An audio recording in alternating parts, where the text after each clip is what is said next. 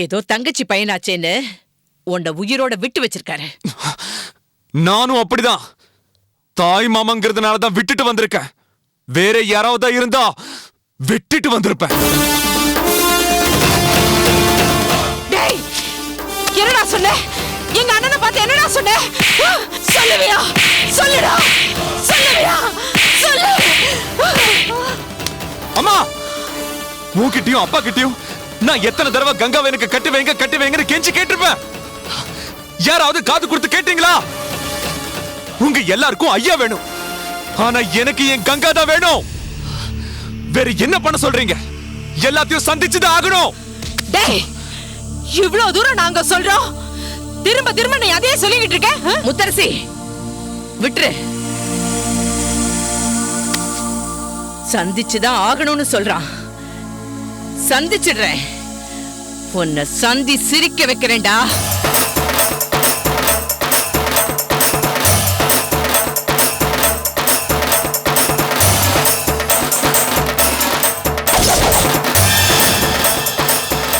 அம்மா, யாரு என்ன சொன்னாலும் என் முடிவுல எந்த மாற்றமும் இல்ல. என்ன சொன்ன? என்னடா சொன்ன? என் அண்ணன் உசுரோட இருக்கும்போது அவர் பொண்ணு நீ தூக்கிட்டு போய் கட்டிப்பியா? டேய், உன் பிரச்சனையாலதான் எங்க அண்ணன் ஆஸ்பத்திரியில இருந்தாரு. அவர்கிட்ட போய் உன் வீரத்தை காட்டிட்டு வந்திருக்கியா? அவரால் இதை தாங்கிக்க முடியுமா? அவருக்கு ஆறுதல் சொல்ல வேண்டிய இந்த நேரத்துல ஆத்திரத்தை மூட்டிட்டு வந்திருக்கியே. நாமெல்லாம் இவ்வளவு கௌரவத்தோடவும் அந்தஸ்தோடவும் வாழறோம்னா அதுக்கெல்லாம் என் அண்ணன் தாண்டா காரணம். என் அண்ணன் தான் காரணம். அந்த நல்ல மனுஷனோட மல்லுக்கு நிக்காத. அம்மா, போதும். அந்த ஐயா புராணம் போதும். என்னமா அவர் நியாயமா நடந்துக்கிட்டாரு? சொந்தத்துல கொடுக்கணும்னு சொன்னார்ல. இப்ப ஏமா அந்நியத்துல மாப்பிள்ளை எடுக்கிறாரு? இப்ப அந்த கலெக்டருக்கு பொண்ணு கொடுக்கறது தான் அவர் கௌரவம் நினைக்கிறாரு. நீ சொல்ற ஐயா என்ன எந்த இடத்துல வச்சிருக்காருன்னு தெரியுமா?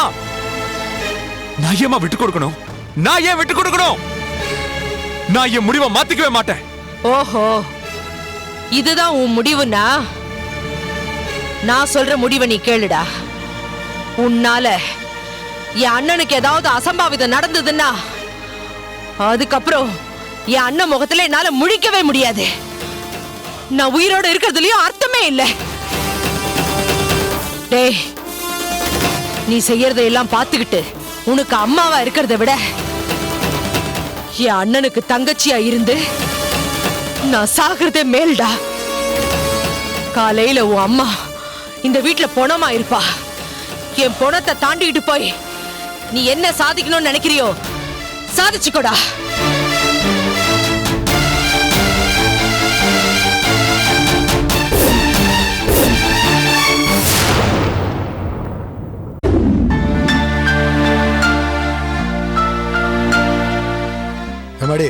அப்பா, கலெக்டர் வீட்ல இருந்து ஏதாவது தகவல் வந்ததாமா?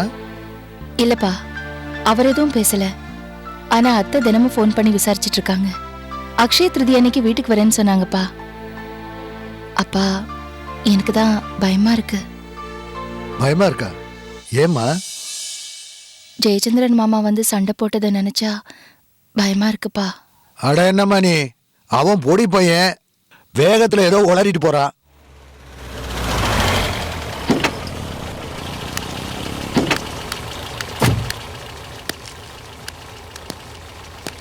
நாங்க பயந்து போய் பெரியம்மாவுக்கு ஃபோன் பண்ணி சொல்லிட்டோம்ப்பா. பெரியம்மாவுக்கு ஃபோன் பண்ணி சொல்லிட்டீங்கல்ல, ரொம்ப சௌரியமா போச்சு. இனிமே எல்லாத்தையும் அவ பாத்துக்குவா. நீ ஒண்ணு கவலைப்படாதம்மா. சரிப்பா. ஐயா, அடடே, வாங்க வாங்க வாங்க வாங்க தம்பி, வாங்க. நல்லா இருக்கீங்களா? நல்லா இருக்கேன். வாங்க தம்பி, உங்களுக்கு 100 வயசு. இப்பதான் உங்களை பத்தி பேசிக்கிட்டு இருந்தா நீங்களே நேரில் வந்துட்டீங்க. உட்காருங்க. வீட்டுல அம்மா ரத்னவேலு எல்லாம் நல்லா இருக்காங்களா? எல்லாரும் நல்லா இருக்காங்க. என்ன சாப்பிடுறீங்க தம்பி? ஒண்ணு வேண்டாங்க ஐயா.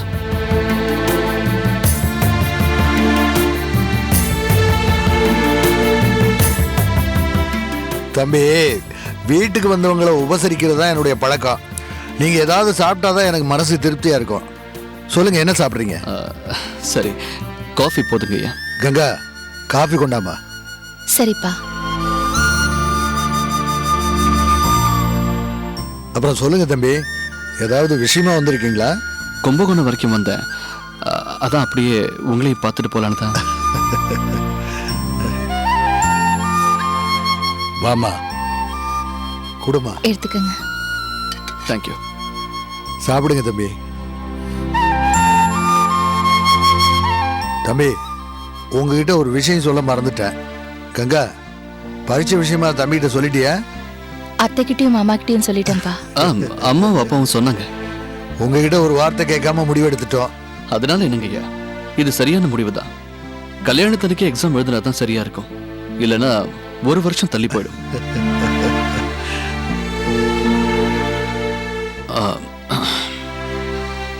ஐயா, உங்ககிட்ட ஒரு விஷயம் பேசணும்.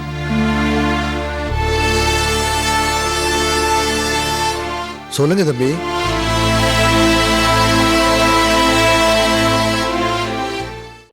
சொல்லுங்க தம்பி.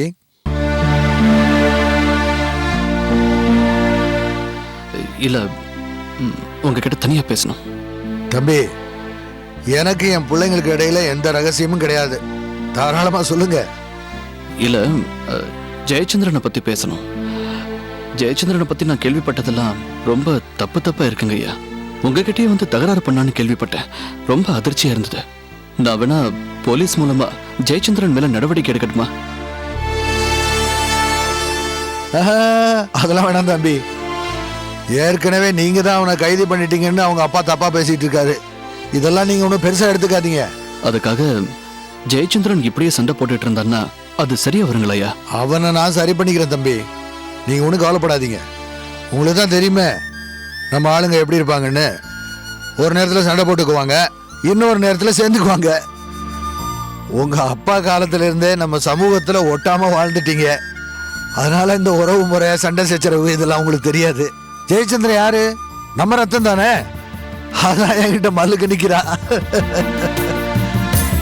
ஆனா சொந்தத்தை விட்டு கொடுக்க மாட்டான். அது அவன் கூடவே பிறந்த குணம்.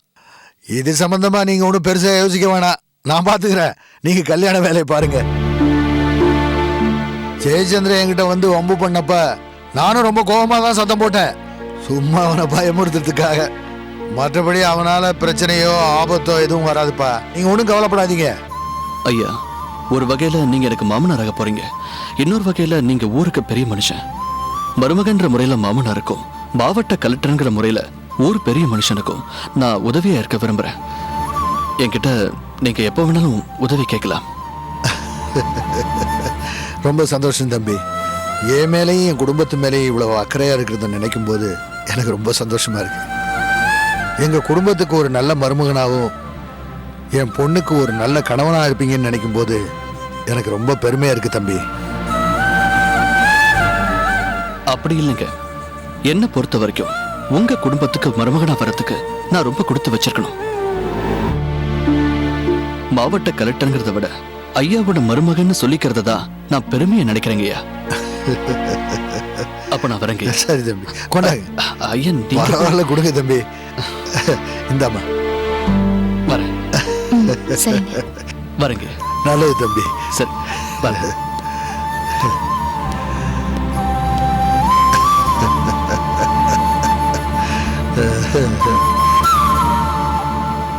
கங்கா, கலெக்டர் மாதிரி ஒரு மாப்பிள்ளை கிடைக்கிறதுக்கு நீ ரொம்ப கொடுத்து வச்சிருக்கணும்மா.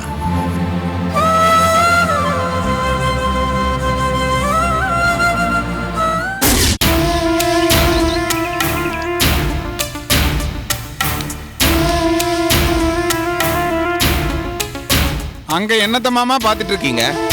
நீங்களும் விடாக்கண்டம் குடாக்கண்ட மாதிரி பிளான் பண்ணிட்டே தான் இருக்கீங்க.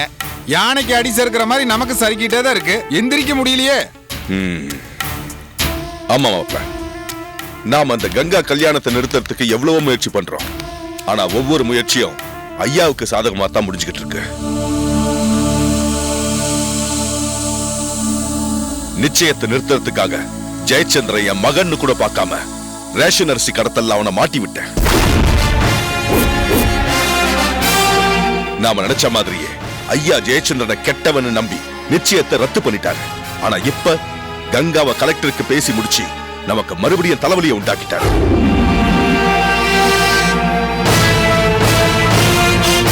ஜெயச்சந்திர கல்யாணத்தை நிறுத்தின மாதிரி கலெக்டர் கல்யாணத்தை எப்படி நிறுத்துறது?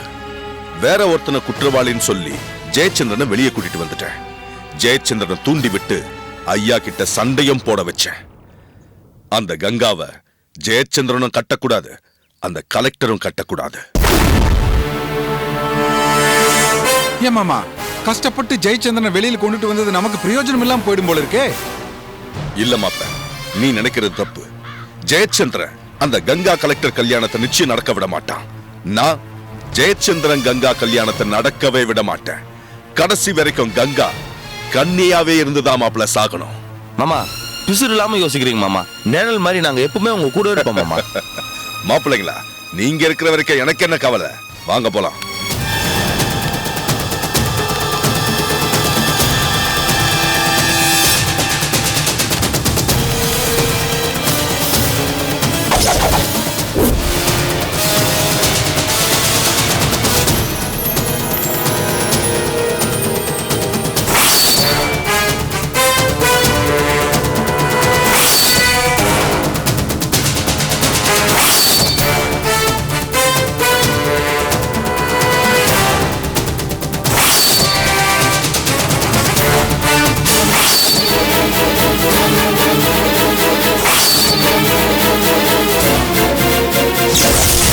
எல்லாத்துக்கும் நீங்க தான் காரணமாப்பா. என்ன பகடக்காய பயன்படுத்திருக்கீங்களேப்பா.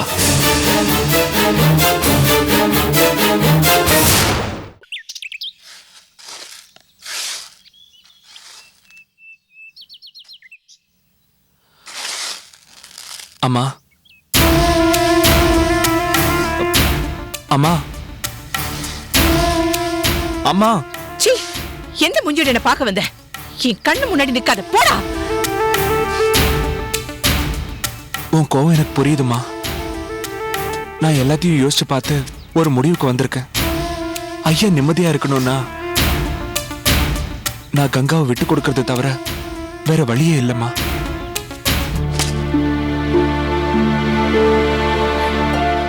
என்னடா சொல்ற? நிஜமாவா? ஆமாமா, உன்னை இழந்துட்டு கங்காவை கல்யாணம் பண்ற அளவுக்கு நான் கல் நெஞ்சுக்காரன் இல்லம்மா. ஐயாவை நாச்சியாரத்தைய சங்கடப்படுத்தி கங்காவை நான் கல்யாணம் பண்ணா கங்கா என் கூட சந்தோஷமா இருப்பாளா? இல்லனா நான் தான் அவ கூட சந்தோஷமா வாழ முடியுமா? கங்கா மேல இருக்கிற விருப்பம் வெறியா மாறி ஐயாவைய சண்டை கூப்பிடுற அளவுக்கு மனசு மாறிடுச்சேம்மா.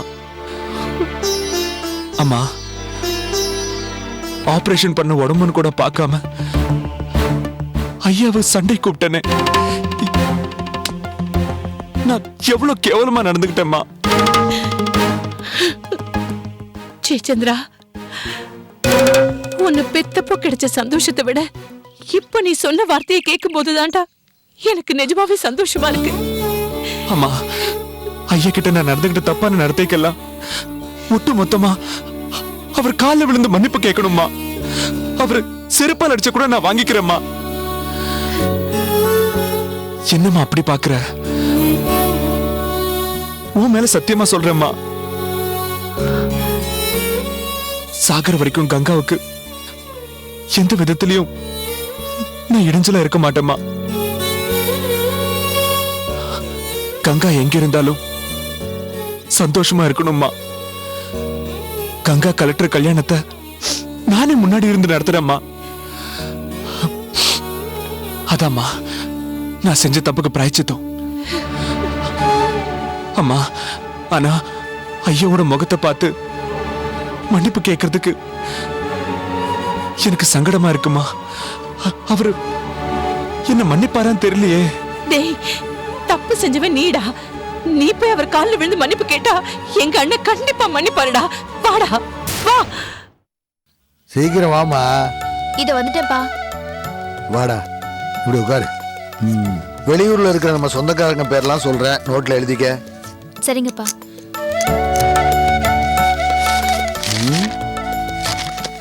ஏன் எல்லாரும் ஒரு மாதிரியா இருக்கீங்க? என்னாச்சு உங்களுக்கு?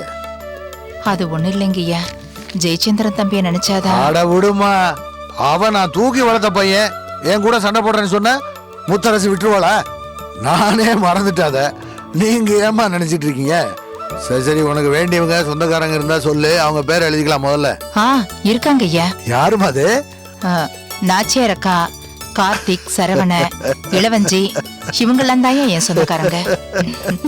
போடா. ஏய்,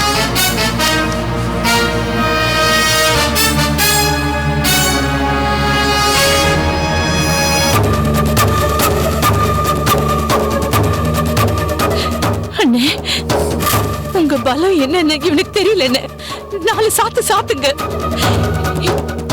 இவனால நீங்க எவ்வளவு கஷ்டப்பட்டுட்டீங்க. இப்போ கடைசி வரைக்கும் யாருமே மறக்க முடியாத அளவுக்கு இப்படி ஒரு காரியம் பண்ணிட்டானே. அட விடுமா, அவன் சின்ன பையன் ஏதோ கோபத்துல அப்படி பேசிட்டான். நானே அதை மறந்துட்டு கங்காவோட கல்யாண வேலையை பார்க்க ஆரம்பிச்சிட்டேன். அண்ணே, இவன் உங்களை நேருக்கு நேர் சண்டைக்கு கூப்பிட்டான்னு தெரிஞ்ச உடனே நான் எப்படி துடிச்சு போயிட்டேன் தெரியுமா? எங்க அண்ணனோட மோதிரத்துக்கு இனிமே ஒருத்தன் பிறந்துதானே வரணும். இவன் உங்க கூட மோதி இருந்தான்னு வச்சுக்கங்களேன், எனக்கு புள்ள இல்லாம போயிருக்குன்னு.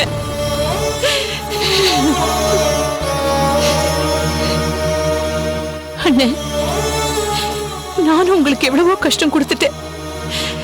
உங்க முன்னாடி கோணி குறுகி வந்து நிக்கிறேன்.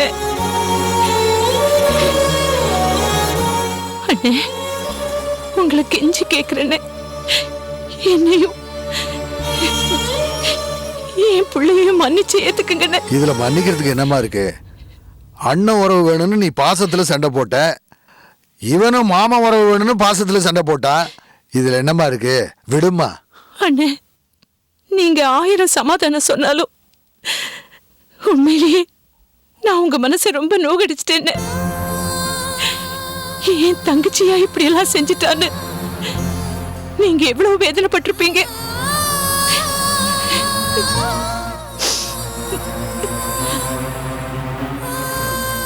கங்கா,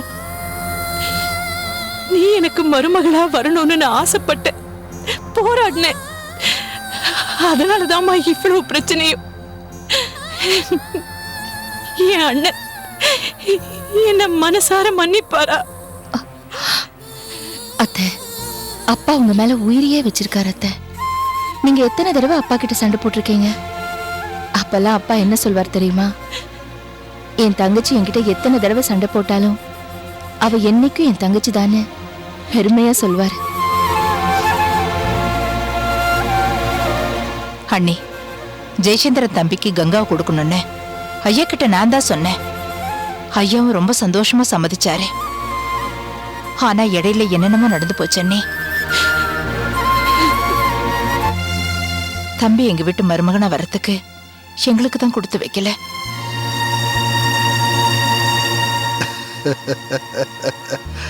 டேய், இங்க வாடா வாடா. போடா.